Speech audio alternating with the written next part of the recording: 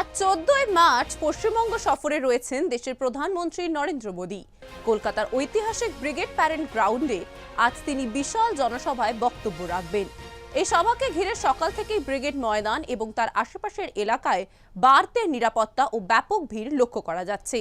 রাজ্যের বিভিন্ন প্রান্ত থেকে বিজেপি কর্মী সমর্থকেরা ইতিমধ্যেই কলকাতায় পৌঁছেছেন। ফলে রাজনৈতিক মহল থেকে সাধারণ মানুষের নজর এখন ব্রিগেডের দিকেই। শুধু রাজনৈতিক বার্তাই নয়, আজকের সভা থেকেই একাধিক উন্নয়ন প্রকল্পের সূচনা করতে পারেন প্রধানমন্ত্রী। রেল, সড়ক ও পরিকাঠামো উন্নয়নের বেশ কিছু প্রকল্পের উদ্বোধন ও ভিত্তিপ্রস্তর স্থাপন হওয়ার সম্ভাবনা রয়েছে বলে সূত্রের খবর। বিজেপি নেতৃত্বের দাবি, এই সভা পশ্চিমবঙ্গের উন্নয়নের নতুন দিশা দেখাবে। অন্যদিকে ব্রিগেডকে কেন্দ্র করে সাধারণ মানুষের মধ্যেও নানা প্রতিক্রিয়া দেখা যাচ্ছে। কেউ বলছেন উন্নয়নের আশা নিয়েই তারা প্রধানমন্ত্রীর সভার দিকে তাকিয়ে আছেন, আবার কেউ কেউ বলছেন রাজনৈতিক বার্তাই হবে আজকের মূল আকর্ষণ। শুনে নেওয়া যাক সাধারণ মানুষ কি বলছেন, ব্রিগেড সভা নিয়ে তাদের প্রতিক্রিয়া কি। আজকে কোথায় যাচ্ছেন আপনারা? আমরা আজকে ব্রিগেডের জনসভায় যাচ্ছি। সেখানে আমাদের প্রধান বক্তা থাকবে আমাদের সম্মানীয় প্রধানমন্ত্রী নরেন্দ্র দামোদর দাস মোদীজি। সেখানে আসবে, আমরা সেখানে যাওয়ার জন্য আমরা সব এখানে প্ল্যাটফর্মে উপস্থিত হয়েছি। কোথা থেকে যাচ্ছেন আপনারা? আমরা গয়েশপুর থেকে যাচ্ছি। জনসভা কিসের জন্য? জনসভা হচ্ছে যে পশ্চিম বাংলায় যে একটা দুর্নীতি সরকার চলছে এবং পশ্চিম বাংলাকে পশ্চিম বাংলাদেশ তৈরি করতে চাইছে মামাটি মানুষের সরকার, এবং আমরা চাই 2026-এ ভারতীয় জনতা পার্টি পশ্চিম বাংলায় ক্ষমতা আসবে এবং আমরা পশ্চিম বাংলাকে সোনার বাংলা করব।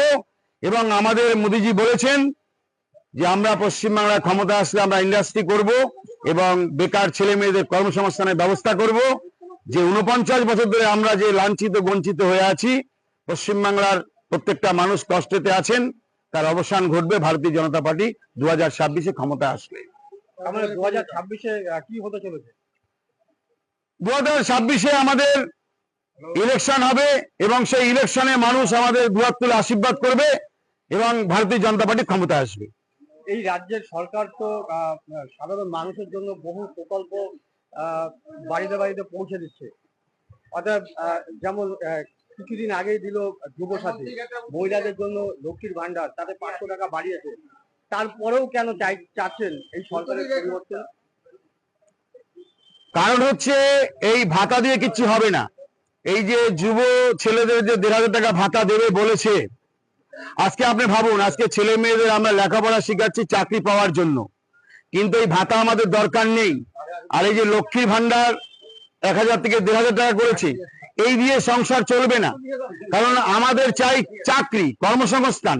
সেই চাকরি দিতে আমাদের মাননীয় মুখ্যমন্ত্রী ব্যর্থ।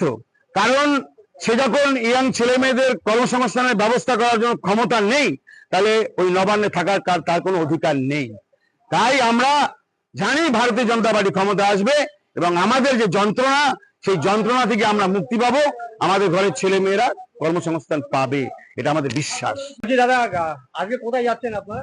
আমরা আজকে ব্রিগেডের জনসভায় যাচ্ছি। সেখানে আমাদের প্রধান বক্তা থাকবে আমাদের সম্মানীয় প্রধানমন্ত্রী নরেন্দ্র দামোদর দাস মোদীজি।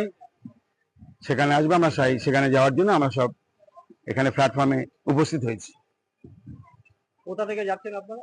আমরা গয়েশপুর থেকে যাচ্ছি। জনসভা কিসের জন্য? জনসভা হচ্ছে সব মিলিয়ে প্রধানমন্ত্রী নরেন্দ্র মোদীর আজকের ব্রিগেড সভা ঘিরে রাজ্যের রাজনৈতিক পরিবেশ ইতিমধ্যেই সরগরম।